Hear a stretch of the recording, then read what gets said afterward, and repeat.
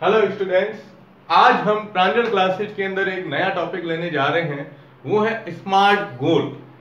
देखो क्या होता है ना, हम किसी भी व्यक्ति से कभी पूछते हैं कि भाई तुम्हारा लक्ष्य क्या है, तो वो कोई अलग चीज बताता है कि मैं ये करता हूँ ये करता हूँ, लेकिन वो सब चीज क्या होती है, स्पष्ट नहीं होती है। मतलब किसी भी व्यक्ति का अगर आप ऐसे जनरल बात करते हो तो भी वो आपको स्पष्ट जवाब नहीं देगा कि मुझे ये चीज करनी है।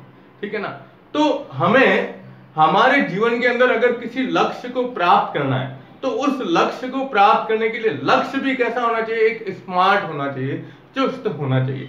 अब हम अपने लक्ष्य को स्मार्ट कैसे बनाते हैं, तो उसके लिए आज जो अपना वीडियो है वो है स्मार्ट गोल के ऊपर ही दिया गया है। देखिए यहां पर मैंने बोर्ड के ऊपर आप देख रहे हो स्मार्ट की फुल फॉर्म लिखी है, और इन्हीं 5 पॉइंट से हम समझ सकते हैं कि हमारा लक्ष्य किस प्रकार से हो सकता है, अच्छा बन सकता है।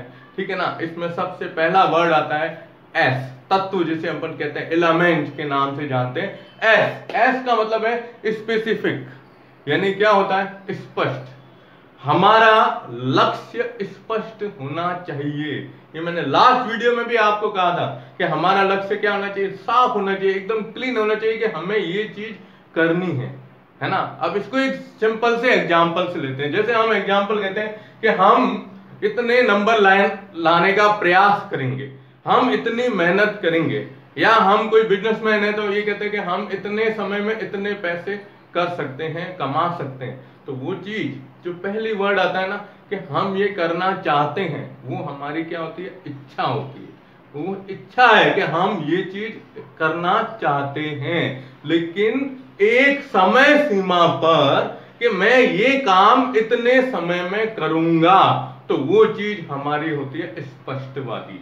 अगर हमारा लक्ष्य स्पष्टवादी नहीं है तो हम अपने लक्ष्य तक प्राप्त नहीं हो सकते, लक्ष्य को प्राप्त नहीं कर सकते हैं। इसलिए कहते हैं कि हमारा लक्ष्य हमेशा क्या होना चाहिए, स्पष्ट होना चाहिए, स्पेसिफिक होना चाहिए। इसका एक जनरल उदाहरण बताता हूं मैं आपको।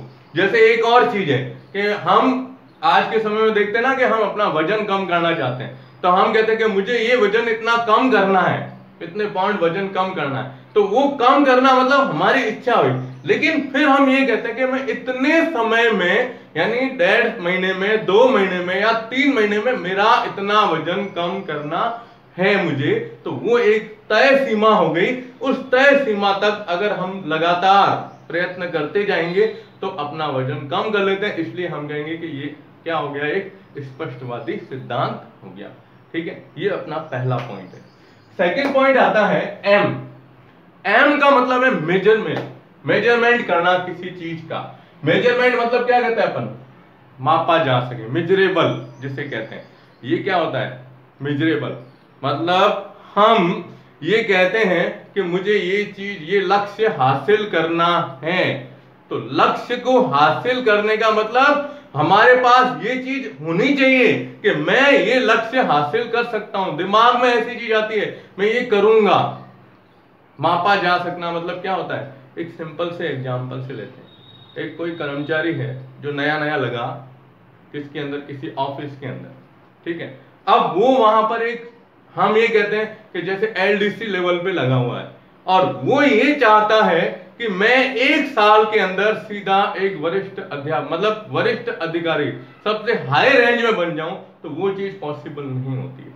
उसको वहां तक पहुंचने के लिए क्या करना पड़ेगा, प्रयत्न करना पड़ेगा। वहां तक ये है। हाँ, ये हो सकता है कि मैं एक अभी एलडीसी हूं तो एलडीसी से यूडीसी या यूडीसी से ऊपर वाला अधिकारी बन सकता हूं, तो उसमें इतना समय लगेगा। यानी हमारा लक्ष्य जो है ना, हमारा लक्ष्य ये होना चाहिए कि हम उससे आसानी से मेजरमेंट कर सकते हैं कि हाँ मैं इतने समय में ये चीज कर सकता हूं, तब तो लक्ष्य होगा प्राप्त, नहीं तो नहीं होता। इम्पॉसिबल होती है वो चीज, है ना। इसलिए ये थोड़ा सा इसके अंदर ध्यान में रखेगा कि हमारा लक्ष्य क्या होना चाहिए, मेजरेबल होना चाहिए। उसको हम आसानी से माप सकते हैं। हम अपनी काबिलियत, अपनी क्वालिटी के हिसाब से देख सकते हैं कि मैं ये इतना कर सकता हूं या नहीं कर सकता हूं।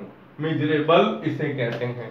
ठीक है, तीसरा पॉइंट आता है अचीवेबल, ए, यानी हासिल करने के काबिल। हासिल करने के काबिल, ये सबसे मेन चीज आती है। क्या होता है इसमें, हासिल करने के काबिल मैं हूं या नहीं हूं, उस चीज को यहां पर बताया गया है। अचीवेबल, अचीवेबल का मतलब क्या हुआ, देखो क्या कहते हैं इसको, बिल्कुल स्पष्ट चीज है।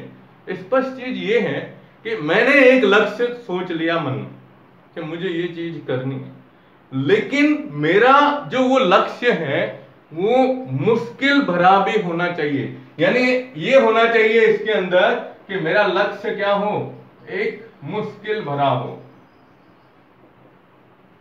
ठीक है। और मुश्किल भरा होगा तो उसके अंदर क्या आएगी, चुनौती भी आएगी। मतलब हमें ऐसा लक्ष्य लेना है कि उसके अंदर कोई ना कोई किसी भी प्रकार की कोई चुनौती हो या मुश्किलें आए। ऐसा कभी मत करना कि मुश्किल वाला तो लें लेकिन वो नामुमकिन हो। नामुमकिन नहीं होना चाहिए, नामुमकिन नहीं होना चाहिए। कैसा होना चाहिए, चुनौती भरा हो जो हम उसे आसानी से प्राप्त कर सकते हैं। अगर हम वहां तक नहीं पहुंच पाते हैं तो लक्ष्य जो हमने टारगेट लिया है वहां तक पहुंचने में जो हमने समय पूरा लिया है, हमारे अंदर जो चीज चेंज हुई है वो चीज हमारे आगे किसी ना किसी रूप से क्या होती है, काम आती है। इसलिए दोस्तों ध्यान रखिएगा, ऐसा ही लक्ष्य चुनो जो नामुमकिन नहीं हो, लेकिन हम उस लक्ष्य तक आसानी से पहुंच सके, चुनौतियों को पार करते हुए, ठीक है। तो ये तीसरी चीज आती है अचीवेबल। अचीवेबल क्या होती है, ठीक है। चौथी चीज जो सबसे महत्वपूर्ण दी गई है वो है रियलिस्टिक, आर। चौथा इसका पॉइंट है रियलिस्टिक, आर या रिलीवेंट। रिलीवेंट मतलब यहां पर ये दिया है कि या तो ये वास्तविकता होनी चाहिए या उचित या संबद्ध तरीके से होना चाहिए। हम अपना जब लक्ष्य या टारगेट या गोल जब अपना तय करते हैं तो ये चीज होनी चाहिए कि हम उस लक्ष्य को प्राप्त करने के लिए हर समय क्या हो, अग्रसर रहें, आगे से आगे बढ़ते रहें, लेकिन उस चीज में उसके अंदर किसी एक लक्ष्य पर चलते हुए अपन किसी दूसरे लक्ष्य को उसके साथ अटैच नहीं कर सकते। अगर आप अपने लक्ष्य की तरफ बढ़ रहे हो और आपके साथ में ये हो कि जैसे अपना फैमिली बैकग्राउंड है, अब फैमिली से रिलेटेड कोई वर्क हो गया तो आप ये चाहते हो कि मैं ये फैमिली वाला वर्क भी करूं और ये अपना जो टारगेट लिया है ये दोनों को एक साथ लेके चलूं, वो कभी पॉसिबल नहीं होता है। दोनों एक साथ अटैच नहीं होने चाहिए। यही इस स्मार्ट गोल का सबसे बड़ा पॉइंट है। ये यही कहता है रियलिस्टिक यानी वास्तविक होना चाहिए। ऐसा नहीं है, अवास्तविक किसे कहते हैं कि मैं साहब 1 महीने के अंदर इतने पाउंड वजन कम कर दूंगा, वो चीज क्या होती है, इम्पॉसिबल होती है। तो इम्पॉसिबल नहीं, अवास्तविकता नहीं आनी चाहिए। और न ही आप अपने दिमाग में 2 लक्ष्य एक साथ कभी नहीं ले सकते। आपका टारगेट क्या होना चाहिए, एक ही होना चाहिए। ये चीज याद रखिएगा, ये चीज कहलाती है रियलिस्टिक या रिलेवेंट के रूप में। और सबसे मेन पॉइंट आता है घुमा फिरा के क्या आते हैं, जैसे 5D फैक्टर में था ना डेडलाइन सबसे लास्ट पॉइंट, वैसे ही स्मार्ट के अंदर सबसे लास्ट पॉइंट आता है टाइम बाउंड, समयबद्ध। टाइम सबसे मेन चीज होती है। टाइम लिमिट होनी चाहिए लक्ष्य को प्राप्त करने के लिए।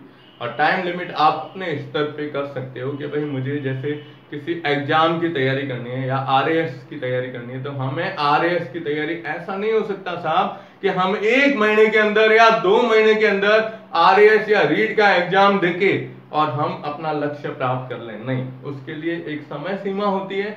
हम कम से कम 1 साल 1.5 साल तक अच्छी तरीके से उस सब्जेक्ट को, कोई जो भी आपका सब्जेक्ट है उसको एकदम क्लियरिटी से अगर करके समय सीमा के हिसाब से, ऐसा नहीं कि साहब 5 साल या 10 साल तक मेरा ये लक्ष्य है कि 10 साल बाद मैं ये करूंगा, वो नहीं होना चाहिए। कम से कम 2 या 3 साल या 4 साल तक आप मेहनत करते जाओ तो आप अपनी मेहनत के हिसाब से अपना फल प्राप्त कर सकते हो, ठीक है ना। तो आज का जो ये मेरा वीडियो है, ये वीडियो सिंपल तरीके से मैंने बताया है, वो ये कि हमारा गोल जो है ना वो क्या होना चाहिए, स्मार्ट होना चाहिए या क्या होना चाहिए, बिल्कुल स्पष्ट तरीके से होना चाहिए।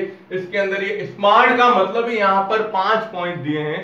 सबसे पहला है स्पेसिफिक यानी स्पष्ट, बिल्कुल साफ होना चाहिए। दूसरा है M मेजरेबल यानी मापा जा सके, यानी हम जो चाहते हैं कि इतना हो वो पॉसिबल नहीं है, इतना होना चाहिए कि हम उसको आसानी से मेजरमेंट कर सकते हैं। तीसरा आता है अचीवेबल, अचीवेबल का मतलब होता है हासिल करने के काबिल होना चाहिए।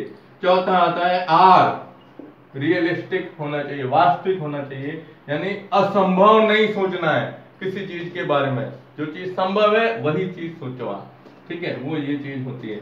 और लास्ट होता है टाइम बाउंड, समयबद्ध होना जरूरी है। तो आज का जो अपना वीडियो यही था, ठीक है ना। नेक्स्ट वीडियो में और अच्छा कोई टॉपिक लेके आऊंगा मैं। और एक और चीज कि आप इस वीडियो को ज्यादा से ज्यादा व्यू कीजिएगा, शेयर कीजिएगा, कमेंट कीजिएगा, लाइक कीजिएगा। धन्यवाद।